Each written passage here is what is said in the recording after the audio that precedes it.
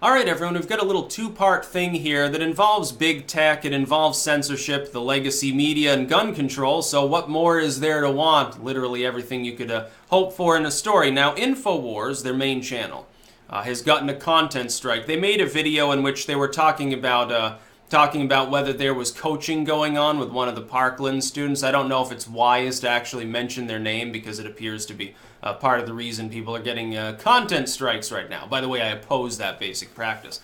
But the thing is, there's another student from Parkland. You can say his name, Colton Hab, actually. Now, he openly said, he was on Tucker Carlson. Now, this is lamestream establishment media. Fox is very little different from CNN. In fact, the Infowars write-up about this mentions News Corp, owned by Murdoch, I think formerly owning Fox News as a parent company, which is like hilarious. I think Murdoch's kids largely took that over and divorced him from the same context. Probably not without good reason, considering he's a goofy. But what happened? According to this particular individual who was speaking at Parkland, he wanted to deliver a speech, and CNN was quite literally scripting him, saying, no, here, stick to the script, basically. This is the question you get to ask at the town hall. Well, then, at least that part of the Infowars article is not false. Now, I haven't actually seen the video because, of course, it's been taken down. This is a good reason. People need to use, like, BitChute, PewTube, DTube, whatever it happens to be. Back up your content elsewhere. Like BitChute will do it automatically for you if you've got a significant presence. They do that for me, which is great. It's a great thing because then if something gets taken down, like this was what Tim Pool had a video taken down. And it got restored, by the way. Our efforts, I believe, worked. I believe he announced that it actually the strike was removed. Huzzah! By the way, YouTube, you did the right thing. Really good decision on that one. Because I couldn't have backed him up if I couldn't see the video actually, what had been made, but he had the BitChute link, so it wasn't a problem. So Infowars gets a video removed. At least the context of it that's talking about scripting at the CNN town hall, not only is it not defamatory or unlawful or offensive or anything, they're just criticizing legacy media. It's actually provably true. You've got a Parkland student saying, yeah, I didn't bother to go to the town hall because they wanted me to read a scripted question off. Well, there you go. It's not something wrong. Now, that's different from coaching in the sense of coaching someone saying, well, you're going to be anti-gun, and so you need to say anti-gun things. Hey, here's what you do. The big problem with that, and this is why I'm assuming that the strike was levied, the individual in question that's mentioned by Infowars within the context of this video is not himself a celebrity. He is a self-appointed speaker on the issue of gun violence, however, not a celebrity, not a permanent fixture of some organization, not speaking for an organization, speaking largely for themselves. The threshold for talking about someone and seeming to insult or be offensive with regards to them is different. For instance, if someone makes a parody video of me that depicts me as like a slob or something, I can't do anything about that. Because I put myself out here, it's literally part of my job. I put myself out on YouTube every day talking about political issues and stuff. If somebody calls me a dumbass for my political beliefs, I can't sue them for defamation. I can't sue them for harassing me. I can't really do anything about it. They have the right to criticize me. But if some random average Joe gets up and says something on the news and then an organization says they're being coached, the threshold is different. But, here's the big but.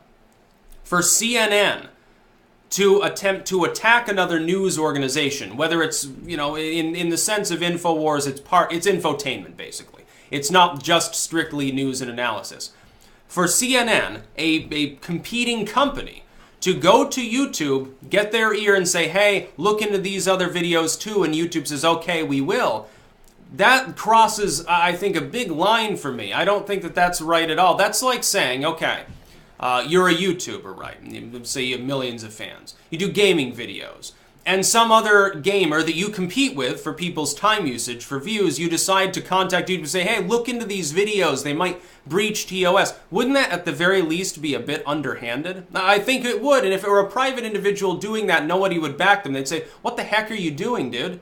That's so slimy. It's so underhanded. But CNN, of course, its fans won't have a problem with this. Now, the justification that they give as well, Infowars peddles conspiracy theories. So, have you even gone to the weird side of YouTube lately? Infowars barely scratches the surface of the spooky woo weird side of YouTube in every other video. They get a lot of flack because they have a big audience. There are literally thousands and thousands of significant accounts on the weird side of YouTube that only talk about Nibiru, or government takeovers, RFID chips, reptilians, people being coached, being actors, Sandy Hook, everything under the sun. Literally thousands of people do that on a day-to-day basis, and you're fixated on Infowars.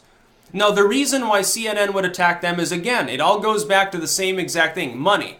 They're trying to go after the alternative media because we're out competing them. Infowars is ultimately infotainment. It is not, some of it is tongue-in-cheek. Alex Jones mentioned this at his own trial. He said, yeah, I actually care about these issues, yeah, but some of the overacting, it's entertainment. It's not, hey, I'm actually off my rocker and I actually run through my studio shirtless for no reason because I overdosed on red pills. That's not what he's doing. It's entertaining people. It's a little bit, why do you think he likes Trump so much? It's because he's got the same basic strategy. Trump's done this. Did it with wrestling. The fighting's not real, but you get people amped up. You make them think that you're angry. You make them think that you're off your rocker. You make them think that you're nuts, so that you're roided out, that you're crazy. That's what you do. Apprentice, same thing. You make people think that you're about to launch across the table, punch them in the jaw because you hate them for being inept. You're not actually going to do that. You're a billionaire businessman. You're sitting there like, I'm making so much money off this show, I don't care if all of their inventions and schemes fail. He's not going to lose money on it, but he has to pretend. It's projection. That's what Infowars does. And then you have people like myself. I just give straightforward analysis. I don't make any pretense. If I don't care about something, I'm not going to talk about it, generally speaking, unless a hell of a lot of other people care. In that case, prelude to the video, I really don't care about this, so, you wanted me to make it. And that's happened before.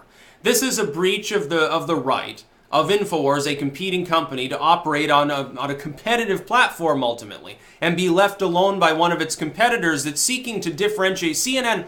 CNN as a priority creator is differentiated from Infowars not so much in terms of audience, because Infowars has millions and millions of fans. It's not just the YouTube channel. Paul Joseph Watson's YouTube channel alone has, 1.3 million fans.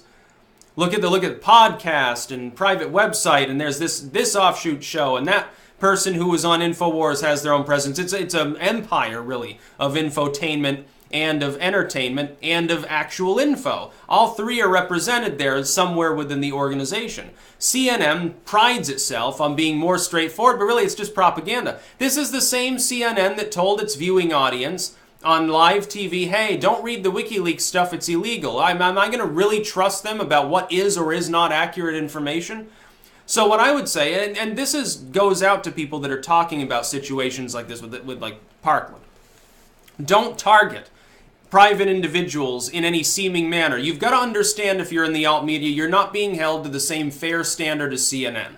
They can speculate on somebody like me being a shitfuck and ultimately get away with it by being a priority creator. Nothing will happen to them. We can't do the same thing when we're weighing in on an issue. We have to hold ourselves to a different standard. In a way, we have to hold ourselves to actual credible journalistic standards that have been denied and abandoned by CNN and Fox and groups like that. So be it. Are we not intelligent enough to do that? Whether it's infotainment, some people who do political banter and stuff, some people it's more the blood sports, it's the entertainment side. Some people like myself, it's more just the analytical side. It's here's what happened, here's my thoughts, here's a poll, here's my thoughts on some election, here's the candidate I prefer. It's more cut and dried and academic, maybe you would say, and boring to some people, in all honesty. And some of it's a fusion of the two. It's like news with entertainment or something. Now you'd think of maybe a Mr. Medicare. And so people make this content. We're all intelligent individuals. We're all rational. We're certainly smarter than the pundits on cable, who largely ignored social media until last year, said it was irrelevant, didn't get on the gravy train. Now they have to attack Infowars and everybody else in order to try to eke out an existence. Look, CNN is losing audience on cable. Their website's not growing. It's not getting stronger. They're trying to export their presence to the social media era, having been left behind for half a decade by people like myself, by people like many of you out there. That's what it's all about money. It's not even about politics. It's not some grand cover-up. You know, Alex Jones might chalk it up to that. He's wrong. It's about money. They want some of your audience, basically, Alex. It's what they ultimately want. They want some of mine. They want Lionel's audience and the Golden One's audience, and they want Paul Joseph Watson's audience. They want our audience because it means money for them. It means more people buy their stupid streams. More people buy their stupid merchandise. They'll pay attention to their stupid cable channels. They're so inefficient. They're such liars, too. I mean, this is all a lie. They're constantly at this point haranguing. It's not just CNN. It's Wall Street Journal. It's Fox, Breitbart, everybody under the sun. Oh, conspiracy theories this, and misinformation that, and propaganda. YouTube wasn't built to be just about, you know, this is news, therefore this is absolutely accurate. No, YouTube was built on people giving sometimes totally incoherent and erratic opinions about current events and news. That's what built sort of that part of YouTube. It overlaps directly with the weird part of YouTube. That's what made it entertaining. That's why YouTube grew so large. You're not willing to have fun, to make a joke, and on cable you can't swear. You can't say the words that we say. You can't talk the way that we talk. You can't make the opinions that we make. A multinational corporation controls what's said on CNN, what's said on Fox. No wonder you have difficulty competing with us. So yeah, that would be my basic thoughts about it, I would say.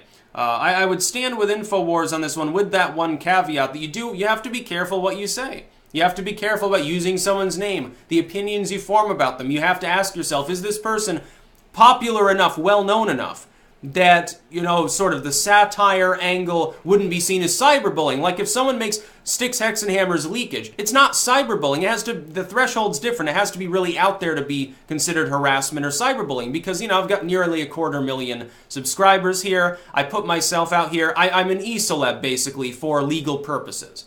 That's what it would be considered. It would tie into any other person who's decently well-known. Criticism and satire of a person who doesn't have a fan base, they happen to, what was that girl's name there?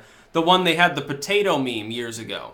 And people were knocked offline. They had their channels taken down and stuff because she wasn't a celebrity.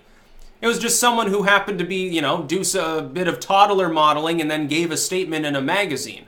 Not a celebrity, not someone who rises to the threshold where that kind of satire isn't considered harassment. The person has essentially the right to be left alone, the right to be forgotten sort of thing in the European sense. I know it's not the same here in the United States, but there's a difference involved and people need to keep that in mind. I mean, you can say that you shouldn't have to keep that in mind, okay, but for the purposes of the TOS of YouTube, yeah, you do. I think, yeah, you can make an argument that's unfortunate, but it is the way it operates. And remember, CNN and all of these groups breathe down our necks on a day-to-day basis. There are people who are hired by these news organizations just to go around YouTube and see what we're uploading. Their entire job is watching YouTube videos. How great is that, by the way? You get a really cushy job. You better hope that it stays cushy. You know, these organizations, they're losing a lot of money now. So, you may have your position cut. You may have your hours cut. You'll have fewer hours to watch more YouTube videos. You have to watch 2 at once. You go crazy. It'd be a problem. There are people that do that for some of these larger networks. They have groups of people that basically they'll feed tips to all of the networks. And keep in mind, any of your critics might do the same thing. They'll take something that you say and they'll front it to some news organization. Say, oh, you'll never believe what YouTube is allowing on YouTube. This person said something I disagree with that could vaguely be interpreted as harassment or something. And then all of a sudden it becomes a problem. And every time that happens, by the way, they use that as an excuse to attack other people that have nothing to do with the person at hand, like PewDiePie. They're like, oh, PewDiePie's a Nazi, basically. The Wall Street Journal says PewDiePie has, I don't know, he's dog whistling to white supremacists. They use that as an opportunity to investigate a bunch of other users who, again, have nothing to do with PewDiePie, number one, mostly, and nothing to do with the actual claim that's being made, number two. It is propaganda. So to counter it, you need to know that it's going on and take countermeasures. Countermeasure number one, simply be more careful. Yeah, you do have to be careful about what you say, sadly, at this point. If you've got a significant audience, you actually do. Because otherwise, you won't have an audience. You'll be off of YouTube, certainly. You might be able to use other sites. Alt Tech will still welcome you. Some of these other maybe less draconian steps that are taken by even groups like YouTube, nobody has a problem with. It's like the monetization stuff. Adpocalypse is a non-issue compared to this kind of maneuvering. You know, if they can give Infowars with over 2 million subscribers a strike, for something that may not technically be strikeable and is at least half true, based on speculation by CNN that it's, cyberbullying or whatever, then just think about what they can do to a person with a tenth of that audience, ultimately.